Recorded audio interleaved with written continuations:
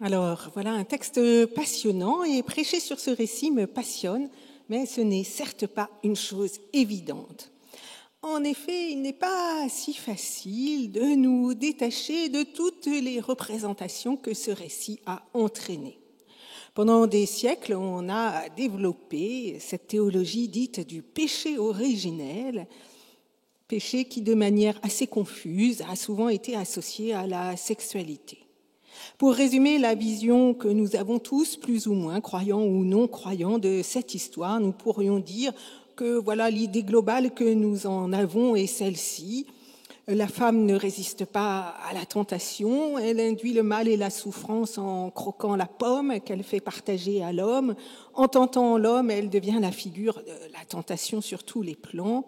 Dieu punit l'homme et la femme en les chassant du paradis. Du fait de ces désobéissances, Dieu maudit le serpent et la terre. La femme, quant à elle, enfantera dans la douleur et son mari travaillera à la sueur de son front. Voilà plus ou moins le résumé, je crois, que nous avons tous en tête, de près ou de loin.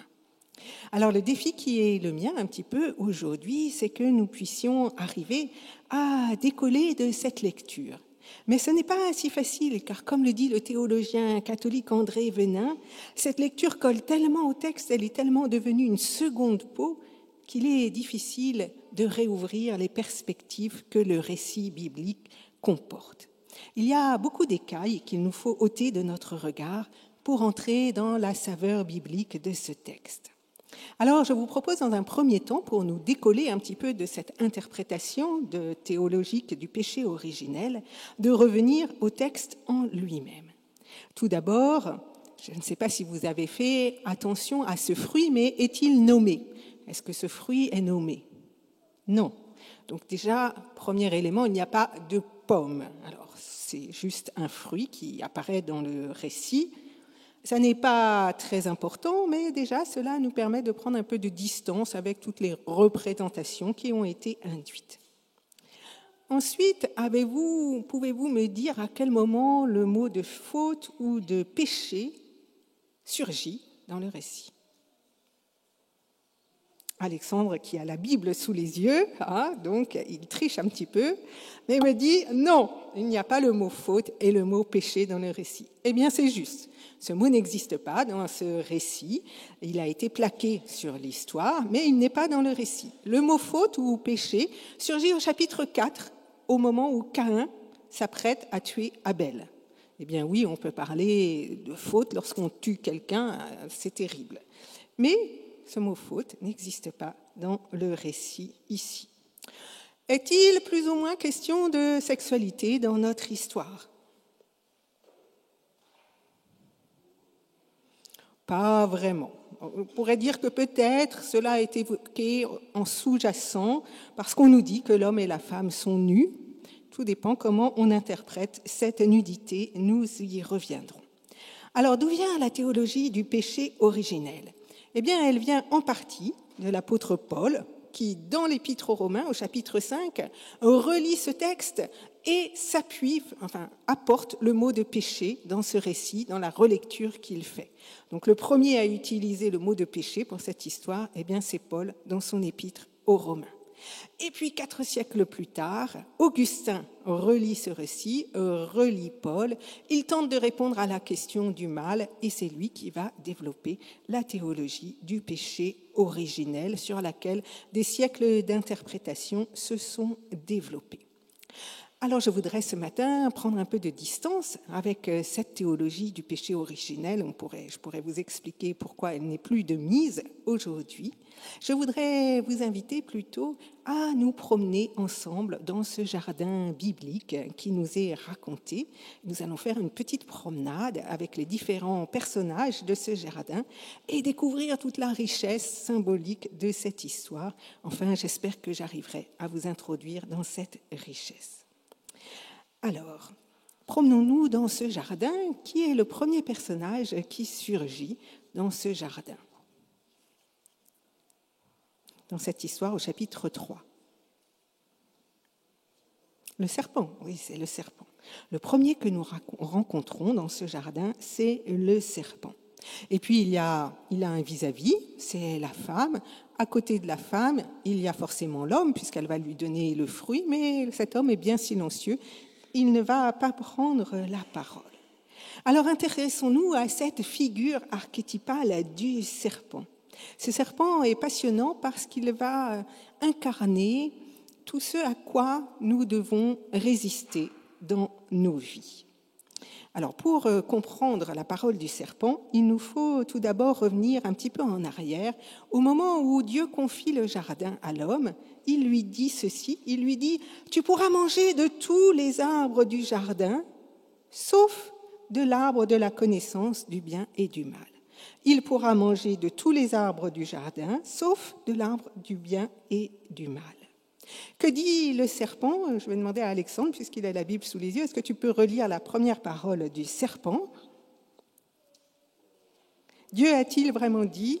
Dieu a dit, vous ne mangerez pas de tous les arbres du jardin. Voilà, donc que fait le serpent? Est-ce que vous avez entendu? Que fait le serpent? Il dit, vous ne mangerez, Dieu a dit que vous ne pouviez manger d'aucun arbre du jardin. Donc le serpent fait quelque chose qui est très intéressant. Il reprend la parole et il la transforme. Il transforme le discours. Il transforme le discours par deux moyens simples. D'abord, il renverse le discours en son contraire. Ce que Dieu fait, c'est qu'il donne une infinité de champs de possibles. Tous les arbres sont à disposition sauf un. Le serpent, lui, dit l'inverse. Il dit « Aucun arbre n'est à votre disposition, malheureux humain que vous êtes. » Le serpent transforme donc le discours. C'est souvent ce qui est fait, aujourd'hui encore, en matière de communication, quand nous voulons nous en prendre à quelqu'un. Avez-vous vu ou remarqué à quel point souvent nos médias sortent une petite phrase de son contexte et avec un peu d'habileté induisent exactement le contraire de ce qui a voulu être dit. Très souvent, et notamment dans le discours politique, entre autres, mais pas seulement, eh bien, on manipule ce qui a été dit, on génère de la confusion. Et pourquoi fait-on cela? Eh bien, parce que la confusion permet la manipulation. Et puis, le serpent utilise une autre méthode. Il fait d'un élément le tout. Un seul arbre du jardin devient tous les arbres du jardin. C'est exactement ce qui est fait également en matière de politique. Ça nous fait réfléchir en ce jour d'élection. Très souvent, c'est ce qui est fait, c'est-à-dire qu'un élément est présenté comme le tout. Je pense notamment aux discours xénophobes qui sont souvent posés. Si une personne étrangère commet un acte de violence, alors c'est bien souvent à tout son peuple d'appartenance qu'elle est identifiée. Le serpent transforme donc le possible en un vaste interdit. Il fait du bien le mal.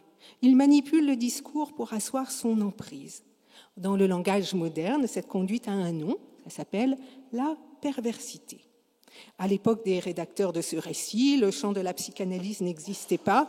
Nous ne sommes pas dans ce monde rationnel qui dissèque et analyse. On raconte des histoires avec des archétypes et c'est la figure du serpent qui instille son venin qui est particulièrement parlante. Alors dans le récit, la femme va résister. Elle reprend la parole de Dieu, elle replace la juste parole. Mais on découvre à ce moment-là qu'elle a peur.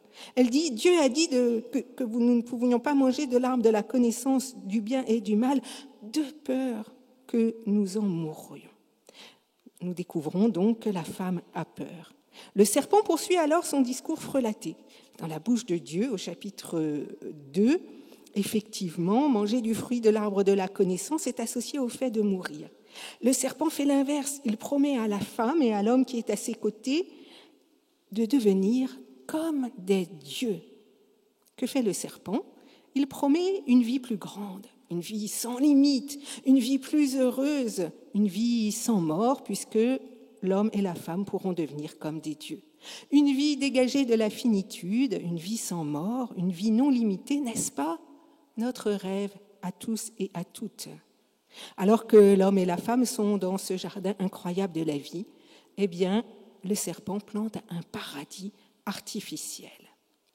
À ce stade de notre récit, nous pouvons donc repérer 3 éléments déjà de langage dont use le serpent pour asseoir son emprise. la manipulation du langage, l'usage de la peur, qui est celle de la femme de mourir, et les promesses illusoires pour se jouer de l'humain. Tout ceci nous fait réfléchir au monde dans lequel nous sommes et à toutes ces promesses parfois illusoires qui sont agitées, on dira, autour de nous.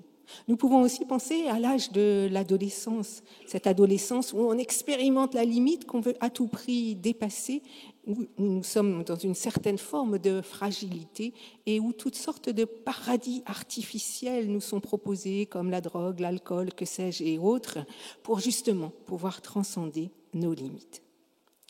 C'est déjà beaucoup d'avoir identifié ces 3 éléments avec lesquels le serpent joue.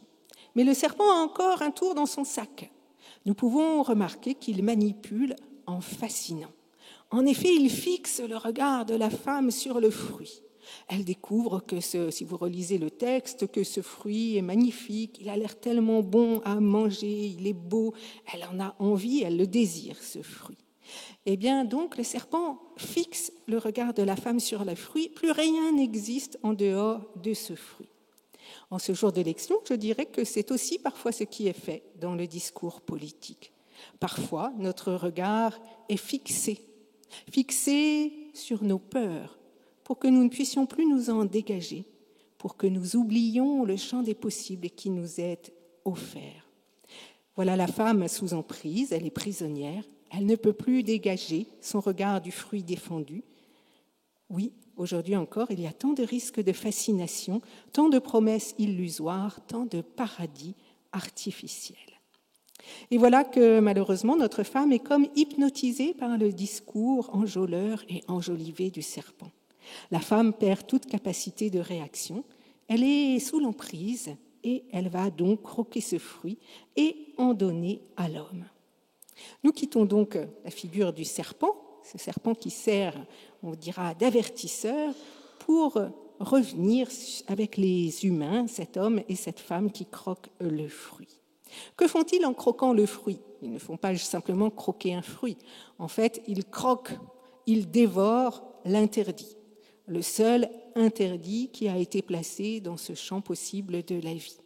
Cet interdit qui est là pour structurer l'existence, pour que l'humanité puisse s'appuyer sur une limite pour se construire.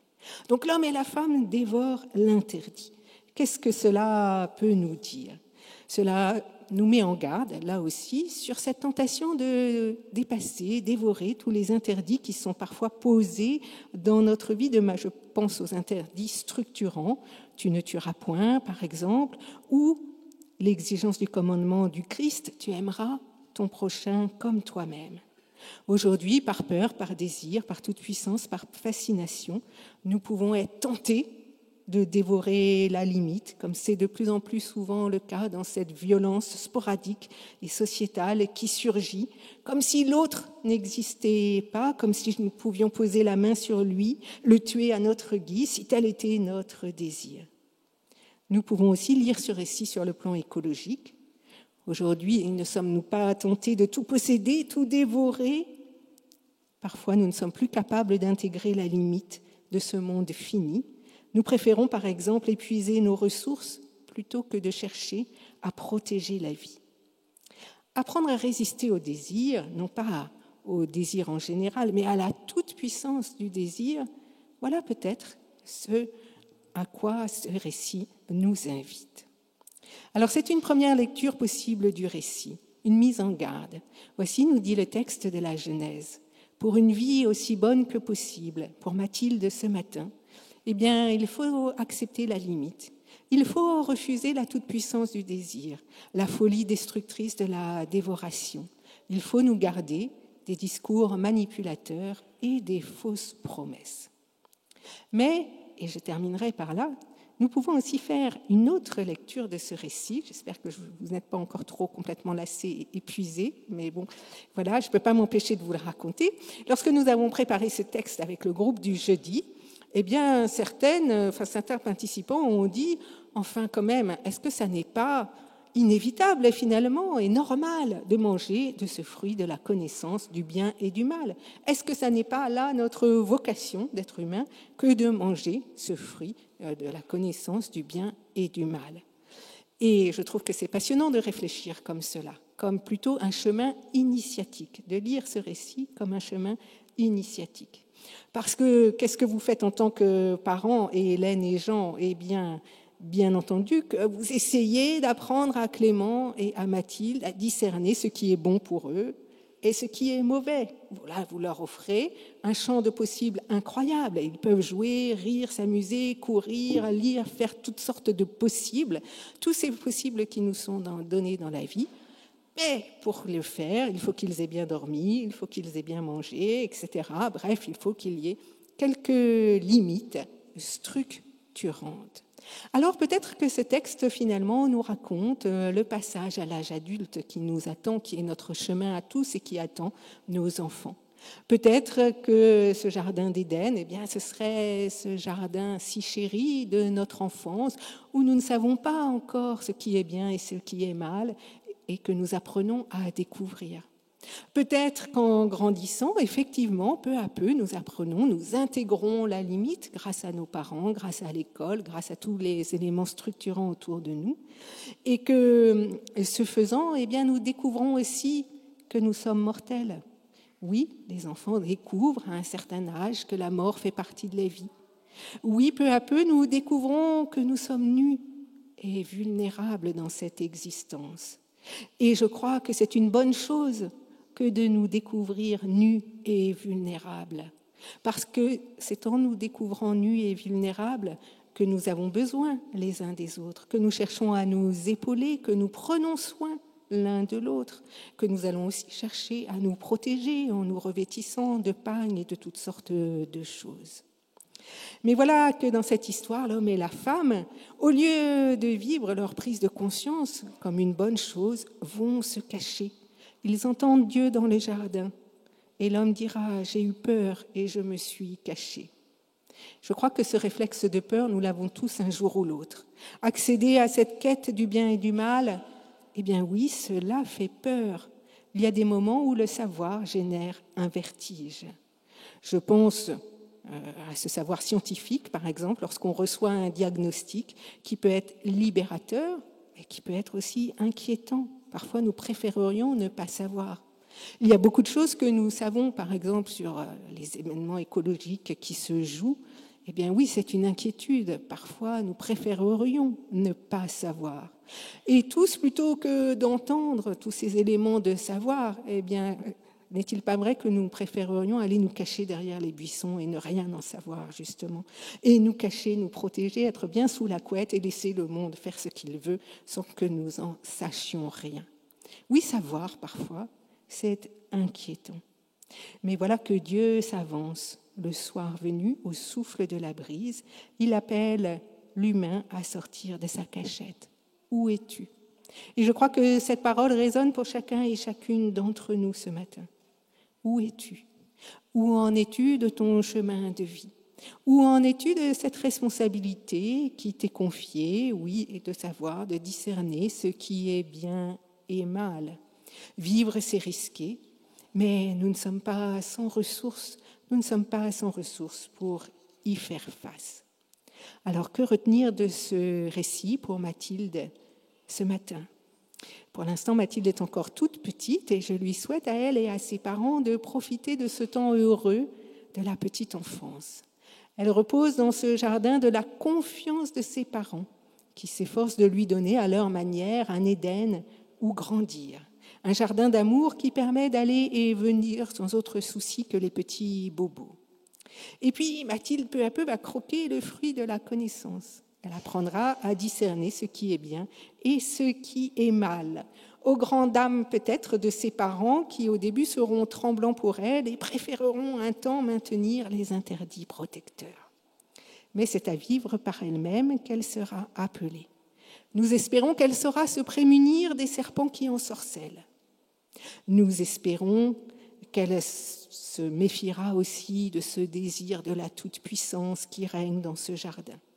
Comme nous tous, elle connaîtra des moments de crainte lorsqu'il faudra prendre les rênes de sa vie, discerner ce qui est bon ou mauvais, parfois elle regrettera telle décision, n'ayant pas vu mesurer toutes les conséquences, mais c'est ainsi, nous sommes humains, finis et vulnérables.